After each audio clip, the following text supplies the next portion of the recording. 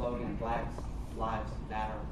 You see people protesting on streets, maybe because someone was shot by mistake or what have you. And some of you probably wonder, what exactly is Black Lives Matter? What does it mean? So I've thought to help tell what I think it means, it's always good to look at the history of a situation to help us figure out. So if we just go back to the 80s, what do we see in this country is, if you remember the 70s, we had a strong middle class in this country. You probably don't remember what we did. But in the 80s, we start to see with Ronald Reagan, the loss of manufacturing jobs with globalization. So this affected lower and middle income people more because you had a lot of outsourcing of manufacturers and plants moving to China or Mexico, and a lot of these good manufacturing jobs were lost, and they were replaced over the years by service-type industry jobs. So this starts in the 80s, and also with Ronald Reagan, he cut back a lot on social services and homelessness. We had a rise in that. Also in the 80s, we had the introduction of crack drugs, crack cocaine. I remember growing up in the 80s, I was a teenager, and I remember hearing somewhere, I don't know where, but they said this crack epidemic was going to destroy the inner cities. And by the 90s and the 2000s, that prediction came true. And the crack epidemic destroyed, from what I understand, Black lives in the inner city and probably other income groups as well. So we had a lot going on. Now, in the 90s at the same time, what they started to do is they raised the drug sentencing, the amount of years they gave to drug offenders.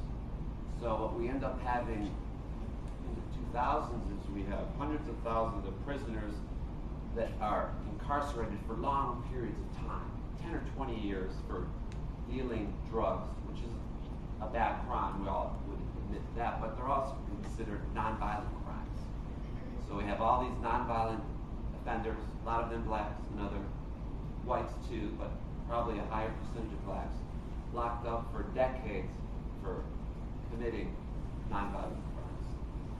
So what has happened in the past 10 years or so? There's other things that have affected inner city as well. If we look at how schools are funded, in the state of Illinois, every state is different, but if we just use Illinois as an example, I think property taxes account for, say, 2/3 of the budget for a school district. So someone in Highland Park, to school the children there, they're going to spend, say, $15,000 or more per student, or in Chicago on the south side, maybe $6,000.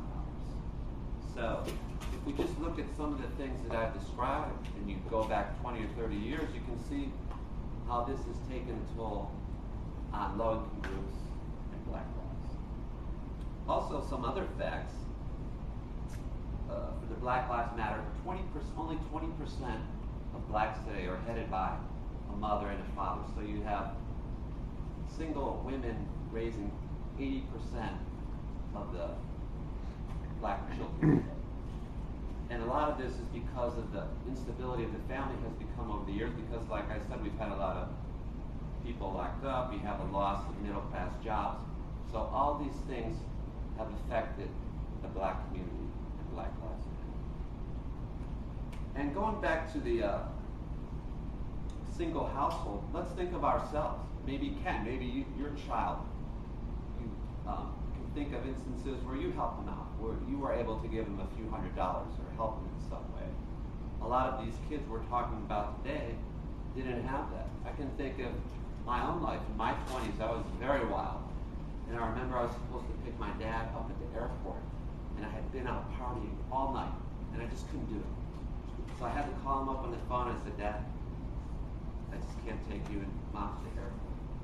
And he was so pissed. I knew he was so mad. Yet a few weeks later, he had forgiven me. And even though I was a wild and crazy guy at the time, I knew I could always depend on him to help me out with a couple bucks. And I had a warm place to run to in the suburbs to rest my head and get a meal. So I had a support system that a lot of the kids we're talking about today didn't have. So we can see this Black Lives Matter is very complicated. So what about solutions? What can we do to turn the situation around? Like I said already with education, Highland Park, they get 15,000 per student, and south side of Chicago, maybe it's 6,000. Yet some cities and areas of the country do it differently. Minneapolis has a revenue sharing community where Minneapolis and the surrounding areas, they actually share a portion of their revenues and they spread it around a bit. And because of that, Minneapolis, for a city its size, has the highest proportion of Fortune 500 companies. They have less poverty. They have an educated workforce. There's some things we can do. And also, I just read in the paper a few days ago that the federal government was early releasing, I believe, 6,000 drug offenders because they've started to review some of the sentencing, especially from the 90s, where these mostly young men have been incarcerated for decades at a time. So these things are starting to be turned around, but it's much too slowly.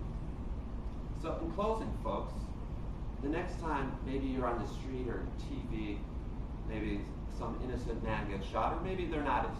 Every case is unique. But at the same time, you might see young blacks protesting, Black Lives Matter, and whereas before you kind of wondered, what does this mean?